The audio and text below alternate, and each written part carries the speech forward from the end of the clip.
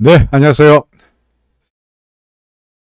주가가 다시 40포인트, 44포인트 하락하면서 또 다 맞았죠. 그죠? 한 사흘 동안 지난주 목요일, 금요일, 어제까지 사흘 연장으로 올라가면서 이제는 좀 RSI도 돌아서고 반등하는가 보다라고 생각했는데 오늘은 하락폭이 컸습니다. 물론 미국 시장이 크게 떨어졌기 때문에 우리 시장도 그 영향을 받을 수밖에 없던 것 같고요.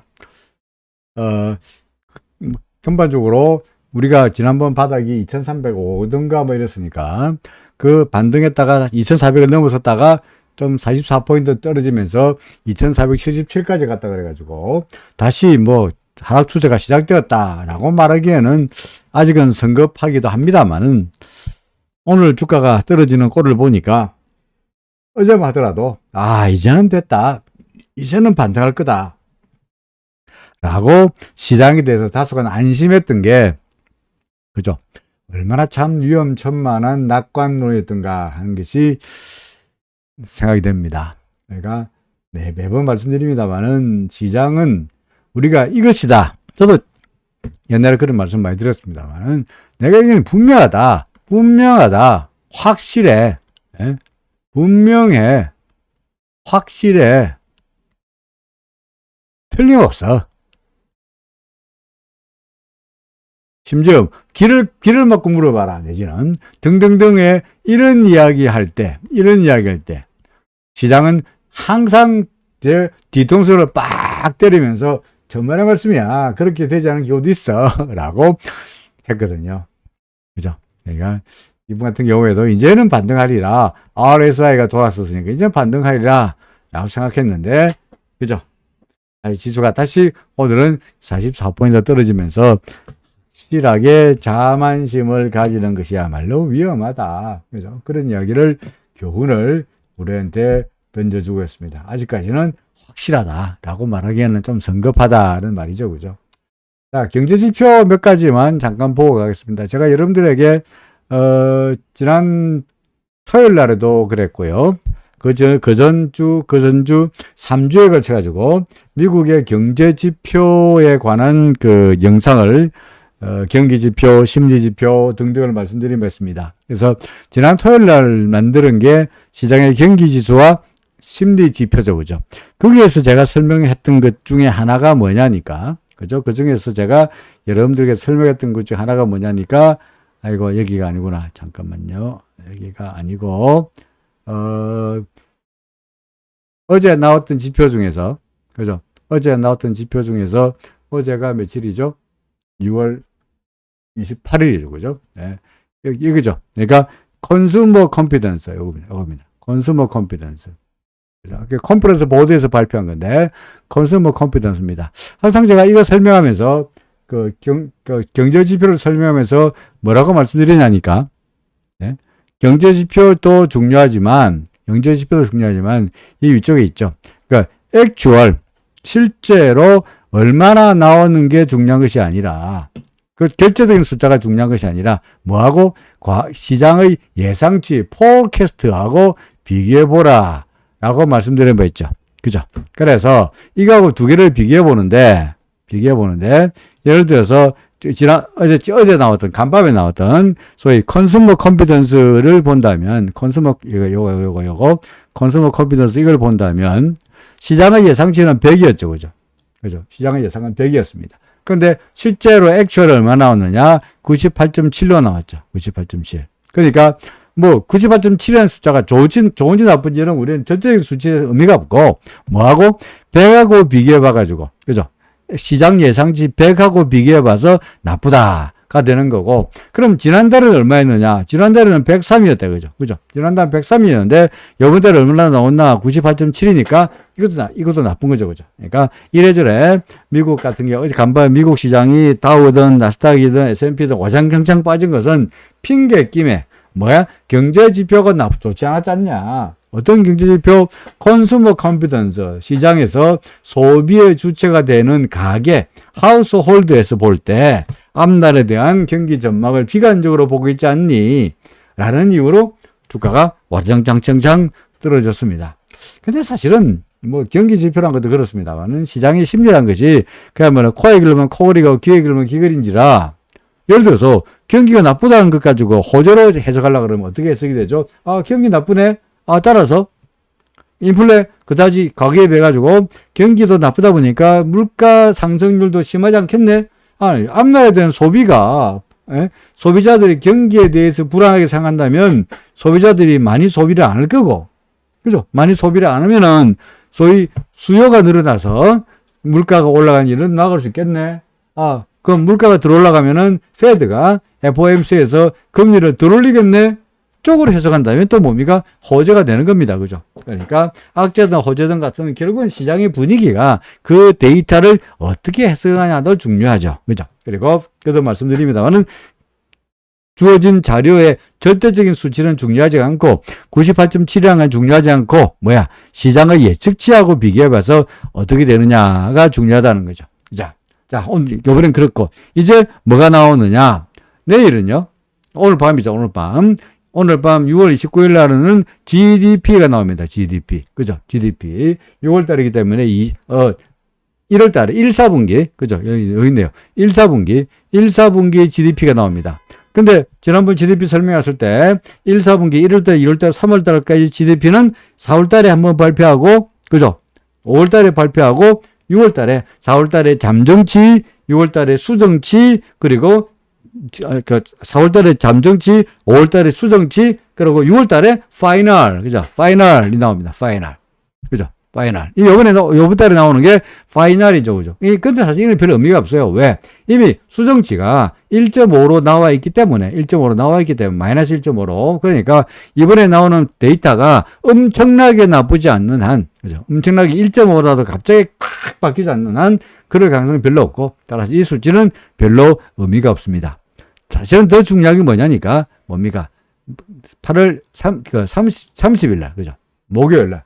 우리 시간으로 8월 30일 날 밤에, 그러니까 이게 영향을 미치려면은 우리나라 시간으로 8월이래. 6월 30일, 7월 1일 날, 그죠? 금요일 날에 우리 시장에 영향을 미칠 가능성이 높은 6월 30일 날 미국 시간에서 발표되는 뭡니까? 인플레이션, PCE, 그죠? Core PCE 인플레이션이 중요한 데이터 중에 하나입니다. 그렇죠? 이게 이제, 자, 이번에 기억해 두세요. 시장 예측치가 얼마라고요? 4.8% 예상하고 있다. 시장에서는. 이번에 연율로 봐서 4.8% 예상하고 있다. 지난달에 얼마나 나왔니? 4.9가 나왔는데, 이번 달에는 4.8이 나오면서 다소간 조금 물가가, 그죠? 인플레이션이 다소간 좀 줄어드는 걸 기대하고 있죠.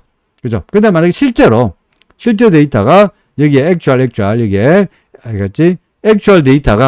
실제 데이터가 만약에 시장 예상은 4.8인데 실제 예상이 액츄얼이 4.9가 나오든가 이거보다 높거나 5가 나오든가 5.1이 나오든가 하면은 와 물가가 지난번처럼 CPI가 8.3 예상했다가 8.6 나오는 바람에 완전히 디비졌던 것처럼 이게 만약에 나쁘게 나온다 그러면은 FOMC에서 금리를 무조건 올릴 거고 확실하게 올릴 거고 0.75가 문제가 아니고 1% 이상 올릴지 모른다는 두려움 때문에 주가는 또 와장창창창 떨어질 가능성이 있죠. 거꾸로 이야기해서 시장은 4.8을 예상하고 있는데 PC가 4.7이나 4.6이나 4.5로 나왔다. 물가 많이 안 오르네. 더구나 PC는 페드에서 FOMC에서 신경을 쓰는 경제 지표인데 물가 지표인데 PCE 인플레이션 지표가 시장 예상치 4.8보다 낮은 4.7, 4.6으로 나왔다는 이야기는 인플레가 강하지 않네. 혹시 이번에 FOMC에서 0.75%가 아니고 0.5% 금리를 인상할지 모른다는 기대감이 시장에 팽배하면서 주가가 호재로 작용할 수 있겠죠. 그죠? 그러니까 요번에 오늘 저녁에 나오는 GDP도 중요합니다만 언제? 내일 저녁에 한국 시간으로 6월 30일 날 저녁에 목요일 날 저녁에 발표되는 Core PCE 인플레이션 이게 상당히 중요한 데이터가 된다 하는 것도 참고로 하십시오. 그죠? 자, 그렇고 항상 옛날에 외환도 마찬가지고 예. 진땅님 오래 모셨네요. 예. 안녕하세요. 예. 항상 주식이든 예? 주식이든 외환이든 예? 또는 뭡니까? 뭐 파생이든 뭐든지 다 마찬가지입니다만, 이럴 때 거래 전략을 크게 두 가지로 봅니다. 두 가지가, 하나가 sell on rally, 또는 하나가 buy on dips. 이게 뭐냐? 그러니까 sell on rally, 고점 매도, 또는 다른 말로 반등시 매도. 반면에 buy on dips는 뭡니까? 저점 매수. 그렇죠? 저점에서 사라. 떨어질 때마다 사라. 그러니까 예를 들어서 시장이 상승세일 때는 떨어지면은 사고, 떨어지면은 사고, 떨어지면은 사라. 이게 이제 2번 전략. 소위 뭡니까? 바이온 딥스 전략일 때는 시장이 상승세일 때 이거. 세론 랠리는 뭐냐니까, 예를 들어서 떨어지다가 반등하면 여기서 팔고, 떨어지다가 반등하면 팔고, 떨어지다가 반등하면 팔고, 떨어지다가 반등하면 팔고. 이게 1번 전략이죠. 세론 랠리. 그죠? 고점에서 반등할 때마다 팔아라. 반등할 때마다 팔아라. 이런 전략입니다. 그러니까 사실은 이 두 개 전략은 극명하게 다른 전략이죠. 그죠? 그래서 바이온 딥스 전략은, 바이온 딥스 저점 매수 전략은 상승 추세일 때 적용되는 전략이고, 반면에 세론 랠리, 고점 반등할 때마다 팔아라 하는 전략은 뭡니까? 하락 추세일 때 반등할 때마다 물량을 줄이라 하는 전략이니까 사실 이게 극명하게 반대되는 전략입니다. 그럼 우리는 제가 여러분들에게 어떤 전략을 주장하고 있느냐? 어떤 전략을 주장하고 있죠? 최근에 코스피 지수가 며칠 올랐잖냐, 그죠? 올랐잖냐. 그리고 RSI가 단기적으로 아마 매수 신호로 나타냈지 않냐. 그러니까 일단은 이 전략은 아직까지는 단기적으로 봐서는, 그죠? 단기적으로 봐서는 뭡니까? buy on dips 전략이죠. 그죠? 최소한 얘가 기준선 근처까지는 가지 않겠냐. 가더라도. 과거 예를 보더라도 RSI가 30선 돌파했을 때 그래도 기준선 근처까지는 가주더라. 재수 좋으면은 구름 근처까지도 가주더라.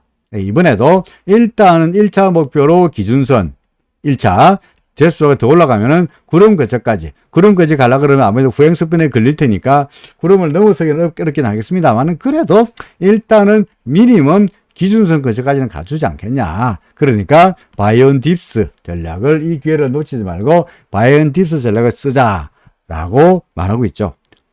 하지만 큰 흐름으로 본다면, 장기적인 추세로 본다면 뭡니까? 아직까지는 구름 아래쪽에 있죠.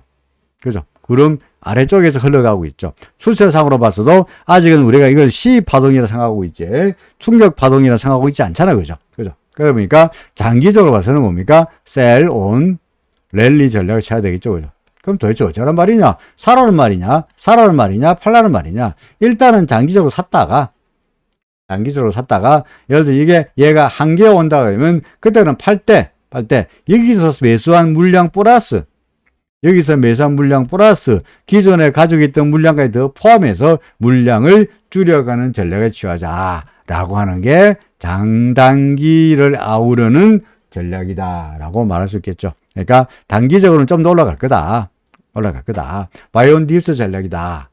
그리고 떨어지면 그때 가서 예를 들어서 기준선에 걸리든지 넘어가서 구름을 건드리든지 하면은, 그리고 후행스편을 못 넘겨가지고 버벅거리든지 하는, 소위 말해서 뭔가 조짐이 보이면, 물증이 보이면 그때 가서 여기서 매수했던 물량을 터는 거에 끝나지 않고 기존에 가지고 있던 물량까지 더 털어가지고 물량을 찬스로 해서 왕창 다 줄이는 전략이 현재 우리가 추구하는 전략, 바이온 딥스 세론 랠리 전략이다라고 말할 수 있습니다.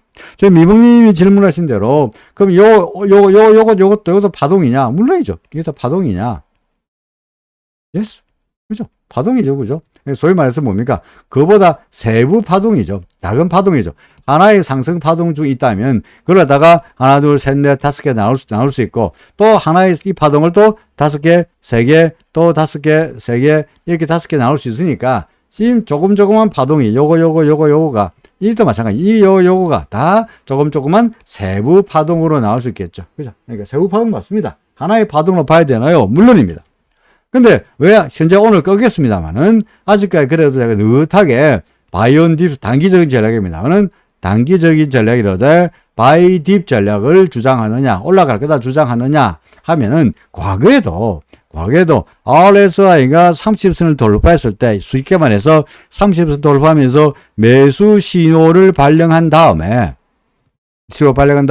바로 빡 날아가느냐, 바로 하루도 빠짐없이 계속 날아가느냐, 계속 여기서 매수 신호가 나타난 다음에 계속 이렇게 날아갔느냐, 안 날아갔죠? 어떻게 날아갔습니까? 매수 신호가 나타난 다음에 며칠 올라가다가 또 주춤거리다가 다시 올라가다가 주춤거리다가 올라가다가 이렇게 꺾였죠. 그죠? 이 보이십니까? 올라가다가 꺾이고 올라가다가 꺾이고 올라가다가 꺾이고 이랬죠. 그죠? 그렇죠? 그러니까 요때 다시 그려볼까요? 요때 RSI가 매수 신호가 나타났을 때를 본다면 올라갔다가 꺾이고 올라가다가 꺾이고 올라가다가 와장창 꺾이고. 그죠? 그럴 때는 기준선 밑으로 내려갔으니까 이제는 다 팔자. 그러니까 일단은 그게 그래도 기준선 근처 재수 오면은 그런 근처까지 가봤다 이거죠. 그러면서 왔다리 갔다리 하면서 기준선 넘기고 구름 넘기다가 구름 걸려가지고 와장창 밀리면서 기준선을 돌파해요. 기준선이고 이 구름이니까 기준선을 돌파하고 구름 근처까지 갔다가 구름을 밑에서 내려왔으니까 이번에도 비슷하게 기준선 차도 못해. 구름은 모르겠고 뭐 기준선 근처까지도 갈 수 있지 않겠냐. 그러니까 아직은 더 가다. 오늘 떨어진 거는 먹고 전에도 이게 떨어졌잖아요. 전에도 그죠? 전에도 여기서 떨어졌네. 올라가다 떨어졌네. 그러니까 여기도 마찬가지로 상승하다 보니까 떨어지는 소위 말해서 상승에 따르는 자율적인 조정이지 않겠냐라고 생각이 됩니다. 올라가다가 또 이렇게 되고 이렇게 돼가죠. 우리가 떨어질 때마다 이럴 때마다 불안합니다만은 그래도 RSI가 물증이 일단은 단기적인 물론 이런 RSI 물증은 단기 물증이죠. 그죠? 단기적인 물증이 납니다만은 어떻게 되든 간에 단기든 간에 매수 신호라도 발령했으니 오늘 떨어졌다 그래서 크게 걱정할 일은 아니지 않겠냐. 약간 저답지 않게 다소간 좀 낙관론을 주장하고 있죠. 낙관론. 좀 더 올라간다. 오늘 떨어진가 끝난 거 아니다. 좀 더 갈 거다. 그죠? 좀 더 갈 거다. 라고 주장하고 있습니다. 코스닥 지수 마찬가지입니다. 그죠? 코스닥 지수 마찬가지입니다. 올라가다가 뭐 상승했으니까 약간 조정을 보이는 건데, 뭐 이런 정도 조정이야. 그죠? 뭐, 이처럼 길게, 그죠? 뭐, 한때는 뭐 얼마입니까? 5%씩 오르다가, 이날 5%, 6%씩 오르다가 3%씩 오르다가 그러다가 오늘 뭐 0.9% 떨어진 거 가지고 뭐 큰일이 난 것처럼 말하기에는 뭐 아직은 멀었지 않냐. 예를 들어서 얘가 올라가다가 더 올라가다가 기준선 근처까지 가서 버벅거리는 모습을 보인다. 그러면 이제 다 왔지 않겠냐라고 생각할지 몰라도 아직은 기준선에 버벅거리려면 아직 시간 동안 이만큼 아직 남아있고 RSI가 벌써부터 뭐 고점 대비해 고점에서 과열됐다든가 그죠? 뭔가 매도 기미가 보인다든가, 뭐 이런 기미가 보인다면 그렇지도 않고, 그냥 오늘 같은 경우 RSI가 35밖에 안 되니까 지극히 뉴트럴, 평균적인, 그죠? 중립적인 상태이다 보니까 오늘 떨어졌다 그래가지고, 그걸 가지고 뭐, 어쩌니 저쩌니, 그거 봐라, 내가 팔라고 그랬지 않냐, 라고 그런 비겁한 이야기는 하지 않겠습니다. 그죠? 지나간 다음에 해다 보고, 그거 봐라, 내가 시장에 불안하다 그랬지 않냐, 매도해라 그랬지 않냐, 그런 이야기 아니고 뭐 아직은 물증이 안 나타나지 않은 상황에서 RSI만이라도 아직은 매수 신호니까 계속 가라. 물론 그야말로 극악하게 재수가 없어서 극악하게 엄청나게 재수가 없어서 극악하게 재수가 없어서 주가가 더 떨어지면 어떤 결과가 되느냐. RSI가 여기서 이렇게 되겠죠. 그죠? 예를 들어서 그러면 RSI가 우리는 이렇게 되지 않고 좀 더 가리라고 봅니다만은 예를 들어서 그야말로 극악무도하게 재수가 없어가지고 RSI가 30선을 다시 무너뜨린다라면 어떻게 합니까? 여기서 할 수 없이 팔 수밖에 없죠. 그건 당연히 팔아야 됩니다. 그럼 손해입니다. 물론입니다. 여기서 샀다가 이런 데서 팔아야 되는 거기 때문에 이만큼의 로스를 볼 수밖에 없습니다. 근데 이게 무서워서 이 로스가 무서워가지고 여기서 안 사면 나중에 올라갔을 때 닭쫓던 게 지붕 쳐다보는 결과가 되니까 그래서 우리는 모르니까 모든 것이 다 확률에 기초를 하는데 확률이 어떤지 잘 모르니까 구름 위냐 아래냐 기준선 위냐 아래냐 구행스팬 위냐 아래냐 그죠? RSI가 몇 신호냐 뭐냐를 보는 거죠. 지금은 RSI가 매수 신호라고 나타나고 있으니 오늘 떨어졌다 그래서 그걸 가지고 겁이 나서 팔고 어쩌고 할 게 아니고 아직은 확률적으로 좀 더 갈 가능성에 베팅하고 싶다라는 말이죠. 100% 맞는 건 아니겠습니다만은 확률적으로 봐서 올라갈 확률이 좀 더 커 보인다라는 말이죠. 그죠? 그죠? 오늘 달러대 원화 환율은 다시 또 상승했습니다. 그죠? 주가가 떨어지면서 달러대 원화가 상승하면서 1299원까지 갔다 장중에는 1299원 60점까지 갔습니다. 고점이 1299원 60점까지 갔다가 마감가는 1299원에 끝났습니다만 이제는 1300원은 별 의미가 없습니다. 1300원 의미가 없습니다. 이제는 1300원이 저항선으로서의 의미는 상당히 어떻게 했습니까? 퇴색됐죠. 그죠? 상당히 퇴색됐습니다. 뭐냐? 예를 들어서, 쉽게 말해서, 종이에다가, 종이 하얀 벽지예요. 벽지에다가 글을 막 썼어요. 그러다가, 그래서 글을 갖다가 지우개로 막 지웠어요. 이렇게. 지우개로 딱 지웠어요. 지우면은 일단은 벽지처럼 보이죠. 그죠? 벽지처럼 보이죠. 하지만 썼다가 지우개를 지운 이 상태는 원래 오리지널 벽지보다는 상태가 나쁘잖아요. 그죠? 나쁘죠. 그러니까 한번 여기에 글을 써버리면은 그걸 지우개로 지운다 그래가지고 기존의 깨끗한 벽지로 돌아갈 수 있는 건 아니죠. 그죠? 불가역입니다. 돌아갈 수 없습니다. 마찬가지로 1300을 무너지기 전까지는 1300이 중요한 것이지 1300을 무너뜨렸으니까 한 번 무너지고 나면 두 번 더 무너지고 세 번 더 무너지고 네 번 더 무너지고 되는 거예요.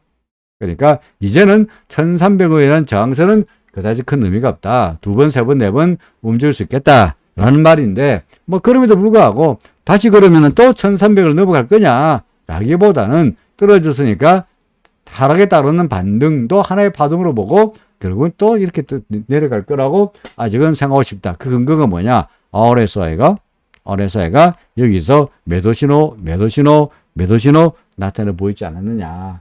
그죠? 그 이야기입니다. 그러니까 얘가 떨어져서 기준선 근처에 갔다가 다시 올라가더라도 구름받고 내려가는 건 아니기 때문에 완벽하게 시장에 대해서 주식 시장에 대해서 호재가 되지 않습니다만은 아직은 달러대 원화 환율은 떨어질 가능성에 조정을 보일 가능성에 좀 더 무기를 두고 싶다라는 말이죠. 그죠?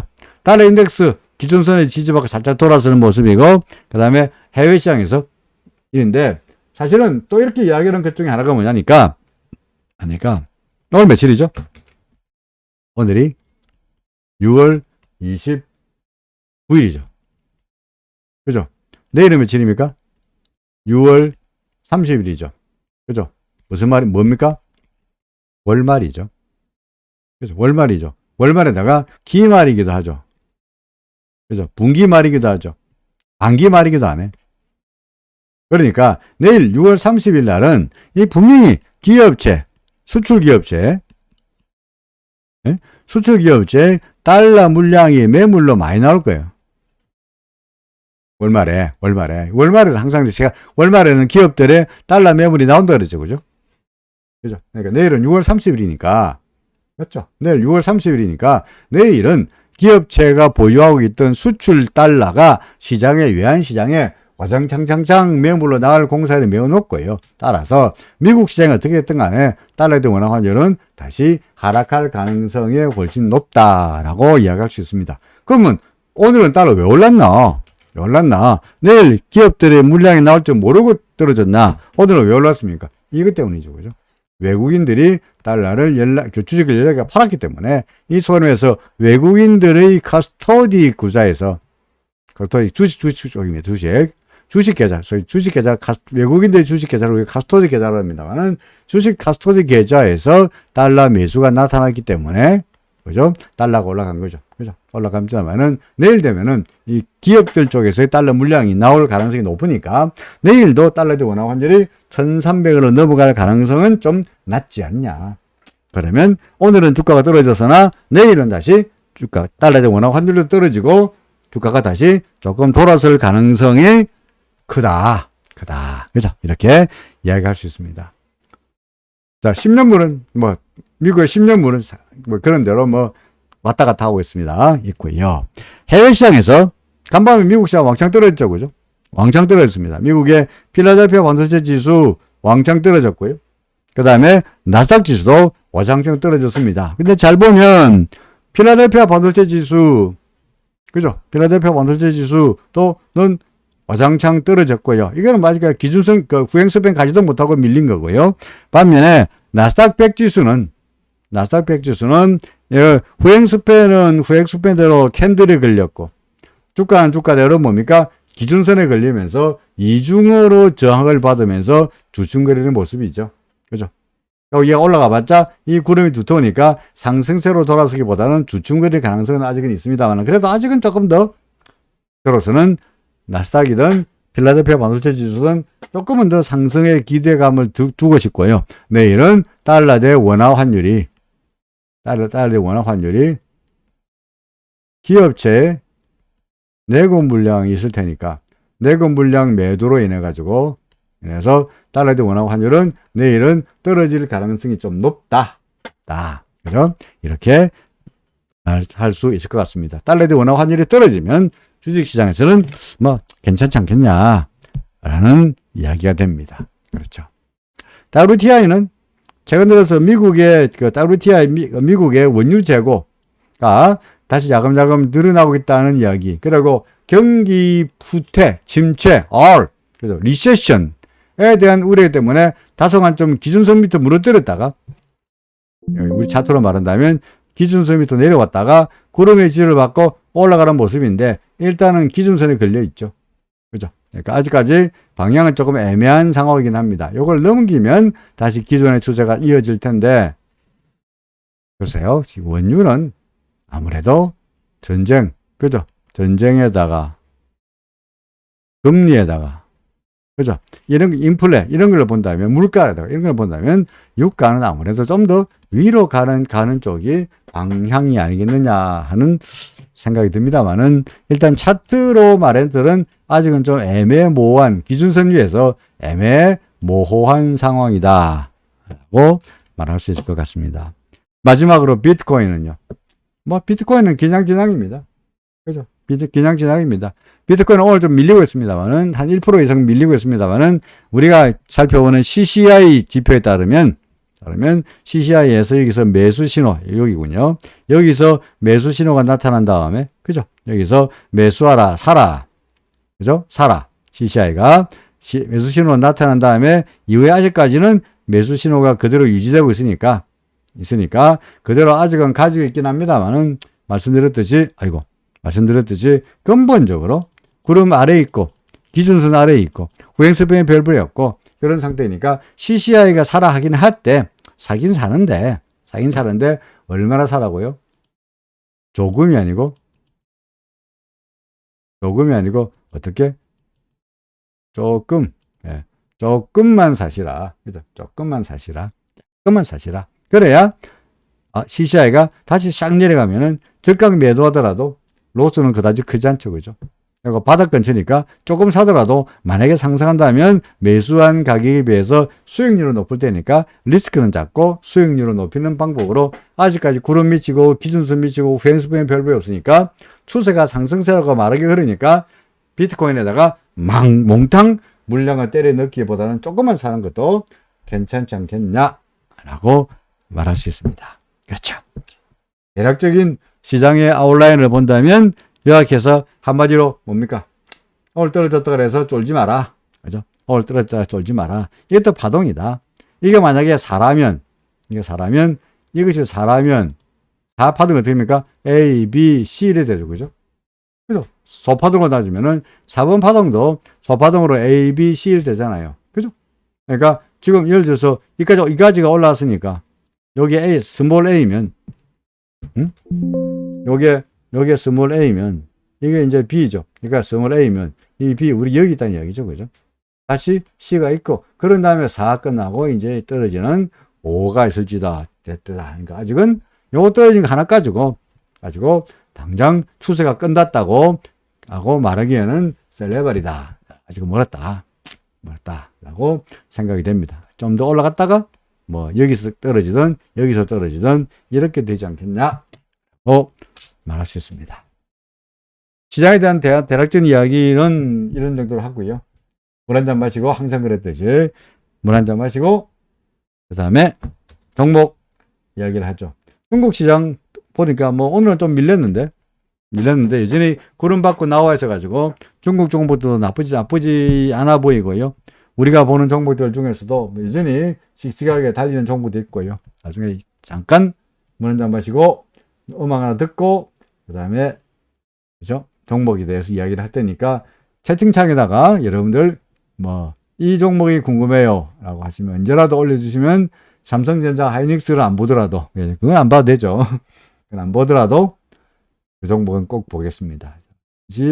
물 한 잔만 하고 계속해서 이야기를 이어갑니다. 잠시만 쉬겠습니다.